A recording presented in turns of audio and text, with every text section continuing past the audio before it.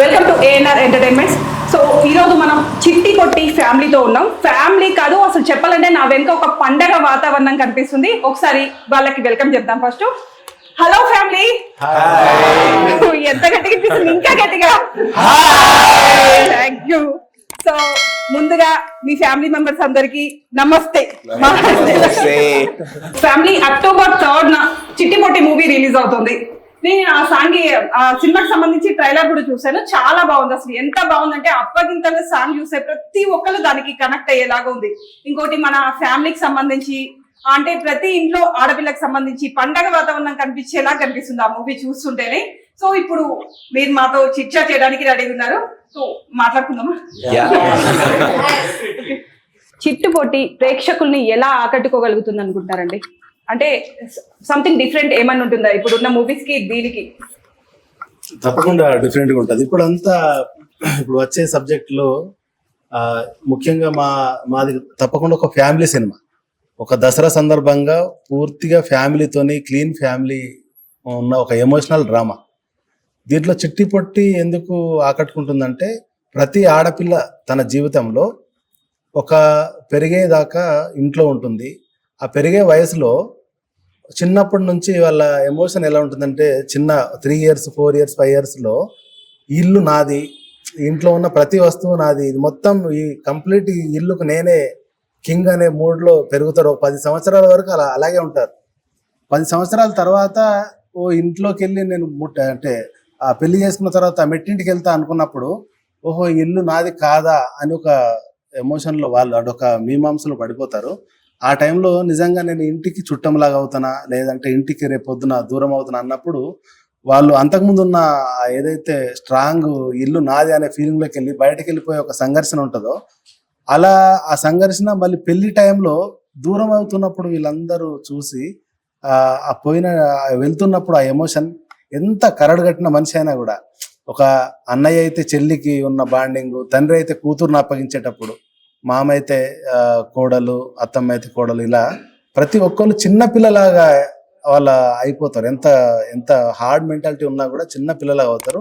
వాళ్ళకు ఉన్నటువంటి చాలా చిన్న చిన్న ఎమోషన్స్ అన్నీ కూడా ఆ రోజు ఇంటిలో నుంచి మన ఒక ఆడపిల్ల వెళ్తున్నప్పుడు షేర్ చేసుకునే వాళ్ళు గుర్తు చేసుకుంటూ పంపించేటప్పుడు ఒక మంచి ఆడపిల్లకు సంబంధించినటువంటి ఎమోషన్. కాబట్టి తప్పకుండా ప్రతి ఫ్యామిలీలో బ్రదర్ కి సిస్టర్ ఉంటారు, ఫాదర్ కి కూతురు ఉంటారు. కాబట్టి అంటే లైక్ ఇది అప్పుడే రక్త సంబంధం టైప్ లో ఉంటుందా? అంటే ఇప్పట్లో ఇట్లా సెంటిమెంట్ కి సంబంధించి చాలా ఫిలిమ్స్ కూడా వచ్చాయి కదండి. అవును, ఆ టైప్ లో అంటే స్పెషాలిటీ ఏంటి? స్పెషాలిటీ అంటే ఇదివరకు మనం అన్న చెల్లెల సినిమా చూస్తున్నప్పుడు చాలా ఉంటాయి. చెల్లెకి పెళ్లి చేస్తున్నప్పుడు అక్కడ అత్తారింటి దగ్గర ఒక సమస్య రావడం, ఆ అన్న హీరోయిక్ పోయి సమస్య తీర్చడం, లేదా చెల్లెకి ఏదైనా సమస్య వచ్చినప్పుడు అన్న ఇది చేయడం, అలా ఉంది. కొన్ని సినిమాలలో, పాత సినిమాలలో ఏదో ప్యాథటిక్ గా ఎండ్ కావడం అలా ఉంది. మా దాంట్లో ప్రతి ఒక్క ఇంట్లో ఉన్న ఓ గడప, ఒక అద్దము, ప్రతిదీ ఒక క్యారెక్టర్. ప్రతి ఇంట్లో ఉన్నటువంటి అరుగు, ప్రతిదీ ఒక తులసి చెట్టు, ప్రతి ఒక్క క్యారెక్టర్. వాళ్ళన్నిటికీ ఉన్నటువంటి ఆడపిల్లకు ఉన్న సంబంధం చాలా అంటే ఇప్పుడున్న కమర్షియల్ మీటర్ లోనే చెప్తూనే, లైక్ మీరు చెప్తుంటే బ్రహ్మోత్సవం టైప్ లో కనిపిస్తుంది సార్ ఇదంతా.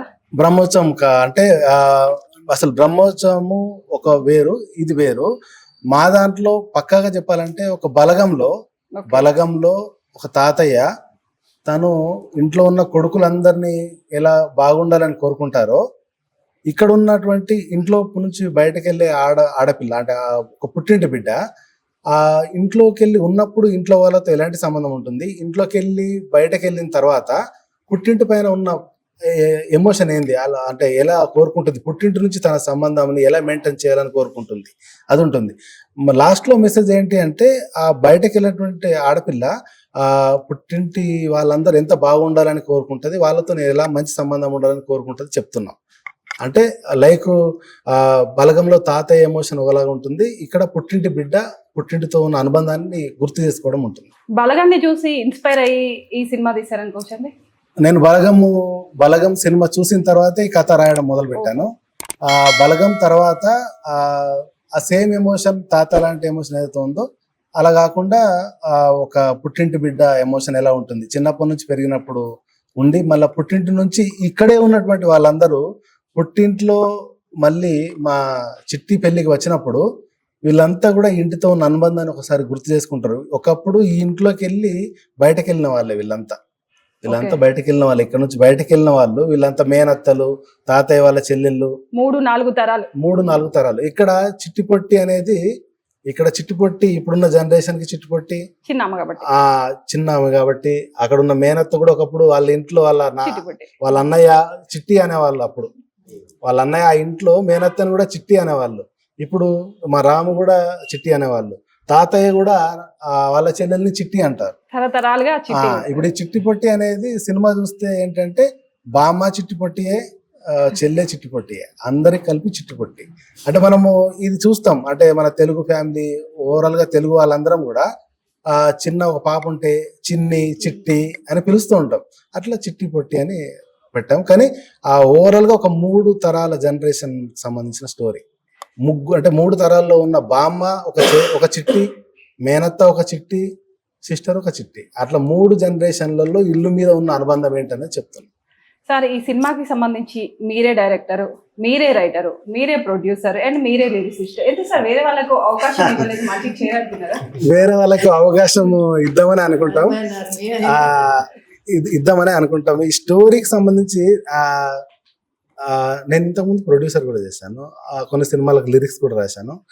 ఈ సినిమాకి సంబంధించింది నేను అంటే బేసిక్గా from 3rd class writer, story writer, lyric writer. ఈ సినిమా, ఈ కథ, ఇదంతా నాకు సంబంధించి కూడా కొన్ని విషయాలు ఉన్నాయి. మా మేనత్తలు, మా బామ్మ వాళ్ళ అన్నయ్య, మా సిస్టరు, మా అక్కయ్య, మా చెల్లి, వీళ్ళతో ఉన్న అనుబంధము, మా మేనత్తలతో ఉన్న అనుబంధము, మా తాతయ్య వాళ్ళ కథను మీరే చూపిస్తున్నారు. అంటే నా కథను పూర్తిగా చూపించట్లేదు, నాకున్న ఎమోషన్స్ ని కొంతవరకు ఉంటాయి, ఒక 30% నాకున్న ఎమోషన్ ఉంటుంది. ఎవ్రీ మిడిల్ క్లాస్ ప్రతి ఒక్కరు ఎమోషన్స్ అవి మీవి కాదు. అది ఎవ్రీ మిడిల్ క్లాస్ అంటే ప్రతి చోట ఉన్న అన్న చెల్లెలకు సంబంధించి మా ర్యాండమ్ గా నా ఫ్రెండ్స్ వాళ్ళందరి టైంలో కూడా చూసి వాళ్ళందరి నుంచి తీసుకొని రాసుకున్న కథ. ఈ సినిమా మొత్తం చూసే వరంగల్ బ్యాక్ డ్రాప్ అటు కనిపిస్తుంది సార్. మొత్తం అంటే సినిమా మొత్తం అక్కడే తీసారా సార్? లేదు, అది అయితే మనము ఇప్పుడు మోడర్న్, ఒకప్పుడు జాబ్ ఇవన్నీ లేనప్పుడు ఉమ్మడిగా వ్యవసాయం ఇట్లాంటివి ఉన్నప్పుడు ఉమ్మడిగా ఒకే చోట ఉండేవాళ్ళు. మేనత్తలు పక్కూరు, బామ్మ ఇలా పక్కూరులో ఉండేవాళ్ళు. ఇప్పుడు ఉద్యోగాలు రావడం మొదలైన తర్వాత ఇప్పుడు ఇది ఒక మోడర్న్, అంటే ఇప్పుడున్న ఎడ్యుకేటెడ్ ఫ్యామిలీ వీళ్ళంతా. వాళ్ళది వరంగల్, తాతయ్యది వరంగల్. వాళ్ళ చెల్లిని ఒక పోస్టల్ ఆఫీస్ లో ఉన్నటువంటి ఉద్యోగం ఇవ్వాలని వరంగల్ హెడ్ క్వార్టర్కి ఇచ్చారు. వాళ్ళ అబ్బాయి రామకృష్ణ గారికి సెంట్రల్ జాబ్ వస్తే అతను వరంగల్ నుంచి హైదరాబాద్ వచ్చేసారు. హైదరాబాద్ వచ్చంగానే సెంట్రల్ ఆ జాబ్ రీత్యా ట్రాన్స్ఫర్స్ ఉంటాయి, ఢిల్లీ ఉండొచ్చు, పంజాబ్ ఉండొచ్చు, ఎటో ఉండొచ్చు. ఇప్పుడు ఇక్కడ ఉన్నటువంటి హీరో సిస్టర్, వీళ్ళ మదర్ ఫాదర్ కూడా ఉద్యోగ రీత్యా పంజాబ్, ఢిల్లీ అలా వెళ్ళిపోతూ ఉంటారు. అలాంటప్పుడు ఈ మిడిల్లో ఉన్నటువంటి చిన్నప్పుడు మేనత్తలు, తాతయ్యలు, బామ్మలంతా కూడా మా రామకృష్ణ గారికే తెలుస్తుంది. చిన్నగా ఉన్న చిట్టిపోటీ వీళ్ళకి తెలియవు. ఆయన ఉద్యోగ రీత్యా బిజీ ఉండేసరికి గ్యాప్ అనేది వచ్చేసింది, సంబంధాలు చాలా వరకు తగ్గిపోయినాయి. అలా మరి ఇక్కడ ఉన్నటువంటి వీళ్ళ బామ్మ, తాతయ్యనేమో వీళ్ళ గార్డియన్ లాగా చిన్నప్పుడు సికింద్రాబాద్ బేస్డ్ స్టోరీ. బేసిక్గా హైదరాబాద్ నుంచి కథ మొదలవుతుంది, కానీ వీళ్ళ రూట్స్ అన్ని వరంగల్లో ఉంటాయి. ఇట్లా 3 జనరేషన్లో గ్యాప్ రావడానికి ఇప్పుడున్న లైఫ్ స్టైల్ కారణం. ఆ లైఫ్ స్టైల్లో ఉన్న సంఘర్షణలు ఏమున్నాయి అనేది చెప్పాం. సో జస్ట్ ఒక 4-5 months లో మూవీ మొత్తం తీసేశారని విన్నాము. అంటే ఇది ఓటీటీలో రాబోతుందా? అంటే ఇంత షార్ట్ పీరియడ్ లో తీశారు కదా. మేము స్క్రిప్ట్ వరకు ఒక 6 months చేసాం. ఓకే. తర్వాత షూటింగ్ అంతా కలిసి మేము 2 months చేసాం. ఓకే. అంటే ఓటీటీ పర్పస్ మూవీ కాదు, 100% థియేటర్ మూవీ. థియేటర్ ఎక్స్పీరియన్స్ చేయాలి, ఆ థియేటర్స్ లోనే ఈ ఎమోషన్ చూడాలి. థియేటర్ లో చూస్తే బలగన్ టైప్ ఎమోషన్ అంటున్నారు కాబట్టి మళ్ళీ ఖర్చులు తీసుకొని పోవాలంటారు. పక్కా తప్పకుండా ఖర్చులు తీసుకుపోవాలి. అంటే ముందే ప్రేక్షకులకి చెప్తున్నాను, ఖర్చులు క్యారీ చేయాలి పక్కా అని. తీసుకుపోవాలండి, ఎందుకంటే ఆడపిల్లలు అందరూ ఎమోషన్, ఆడపిల్లతో ఉన్న అనుబంధం చాలా మటుకు ఫాదర్ కి, అన్నయ్యకు, తాతయ్యకి అందరితో ఉంటుంది. యాక్చువల్ గా నేను కనెక్ట్ అయ్యాను సార్ ఆ సాంగ్ కి. Thank you. అందరూ చాలా ఫోన్స్, అంటే ఇండస్ట్రీలో కూడా చాలా మంది రైటర్స్ కూడా ఫోన్ చేసి అసలు ఎవరైనా అమ్మాయి వెళ్ళిపోతే ఫాదర్ ఏడుస్తున్నారు, మిగతా వాళ్ళు ఏడుస్తున్నారు అని చెప్తారు. ఆ ఇంట్లో తులసి చెట్టు ఏడుస్తుంది, అద్దం ఏడుస్తుంది, నువ్వు మళ్ళీ తప్పనిసరి నీ అంటే నేచురల్ గా ఈ ఇంటి నుంచి పుట్టిన మెట్టినింటికి వెళ్ళిపోవడం సహజం, కానీ మమ్మల్ని మర్చిపోకు, అప్పుడప్పుడు వచ్చి చూడు అని గుమ్మం అంటుంది, అరుగు అంటుంది అనేది ఒక కొత్తగా అని అనుకున్నారు. అలా చెప్తూనే ఆ లిరిక్ బ్యాక్ డ్రాప్ లోనే మళ్ళీ వీళ్ళందరూ ఎమోషన్స్ ఉంటాయి. ఇక్కడ క్యారెక్టర్ మొదలవుతూ ఉంటే బామ్మ, మేనత్త, బీ బామ్మ అందరు కూడా తాతయ్య, ఫాదరు వాళ్ళు ఒక్కోసారి హార్డ్గా ఉంటారు, కరడుగట్టిన మాటలు ఉంటాయి, కానీ చిన్న పిల్లల్లాగా అయిపోతారు అప్పగింతలప్పుడు. అన్ని చోట్ల చూస్తాం, మేము చిన్న ఉన్నప్పుడు కూడా చూసాం. మాకున్న ఎంతో పెద్ద తాతయ్య లాంటి వాళ్ళు కూడా చిన్న పిల్లల్లాగా ఏడుస్తారు అప్పగింతలప్పుడు. అవన్నీ కూడా సినిమా త్రూ అంతా థియేటర్ ఎక్స్పీరియన్స్ తప్పకుండా చేయాలి. అసలు మీరు మూవీలోకి రావడానికి ఇన్స్పిరేషన్ ఇచ్చింది ఎవరు సార్? అంటే చాలా స్ట్రగుల్స్ పడి వచ్చారు, ఇప్పుడు మీరు చెప్పారు కూడా, వెనక ఎవరున్నా సార్? ఇన్స్పిరేషన్ అంటే డైరెక్టర్ సైడా, లిరిక్ రైటర్ సైడా, ఎలా మీరు అనేది? అన్ని విధాలుగా మీరు అన్ని చేశారు కాబట్టి అందరినీ చెప్పండి. అంటే నేను లిరిక్ రైటర్ ఉన్నప్పుడు అయితే ఇండస్ట్రీకే రావాలని అనుకోలేదు. నేను చిన్న ఉన్నప్పుడు విలేజ్లలో ఈ జన్మభూమి ప్రోగ్రామ్స్, అట్లా గవర్నమెంట్ ప్రోగ్రామ్స్ జరిగేవి. దానిపైన నా స్టైల్లో నేను పాటలు రాసి పాడడం అవన్నీ ఊర్లో ఉండేది. ఒక డైరెక్టర్ గా రావడానికి డైరెక్టర్ స్టెప్ తీసుకోవడానికి దాసరి నారాయణరావు. ఓకే, ఆయన స్టోరీస్ నచ్చుతాయి, లెజెండరీ డైరెక్టర్. అంటే స్టోరీస్ నచ్చుతాయి. ఆయన స్టోరీస్ ఎమోషన్ బేస్డ్ ఉంటాయి. అంటే కంటెంట్ ఏదో బయట కంట్రీస్ పోయి రావడము లేకుంటే ఇట్లాంటి కాకుండా ఎమోషన్ పైనే చేస్తారు. ఆయన సినిమాలు ఎక్కువ చూస్తుంటా. లిరిక్స్ పైననేమో వేటూరు గారు ఇష్టం. అండ్ మిమ్మల్ని అడిగేది ఇంకొక ఫైనల్ క్వశ్చన్ సార్. యాక్చువల్ గా ఆడపిల్ల ఏ ఇంటికి ఇచ్చినా పుట్టింట్లో ఒక ఇస్తరు ఉంటది అని చెప్తారు. మీరు 3 తరాలకి ఇస్తర్లు వేసి పెట్టారా సార్? అంటే ఎక్కడున్నా సరే ఆడపిల్ల అన్నల తమ్ముళ్ళు ఉన్నంత వరకు ఆ ఇంటికి ఇస్తారు. తెలంగాణ అదే భోజనం ఉంటుంది. అసలు భోజనం కాదు, నేను ఇంకా ఏం చూపిస్తున్నా అంటే, వీళ్ళు ఇంట్లో ఉన్న ఈ కమాండింగ్ ఉంటుంది కదా, వన్స్ బయటకు వెళ్ళినప్పుడు మాత్రము మా వదిన పిలుస్తలేదు, లేకుంటే మా అక్క పిలుస్తలేదు, ఇలాంటి చిన్నవి ఉంటాయి, చిన్న ఈగోస్ ఉంటాయి. అంటే ఒక చిన్న అలకలాగా ఉంటది. ఒక్కసారి వాళ్ళ వదిన పిలిచింది మా ఇంటికి రమ్మని అనుకోండి, వదిన కూడా బయట పరాయి వాళ్ళే, ఇంట్లో మొత్తం టేకప్ చేస్తారు. ఇల్లు నాది అంటారు, ఇంకంతే.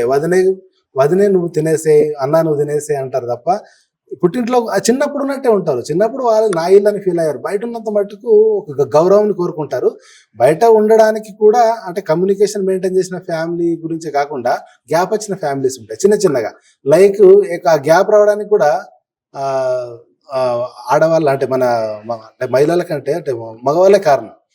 ఇప్పుడు ఒక చిన్న చూపిస్తాము, బావ చెల్లెకి ఒక చిన్న ల్యాండ్ ఇస్తాడు, కట్నం రూపంలో ఏదో ఇస్తారు.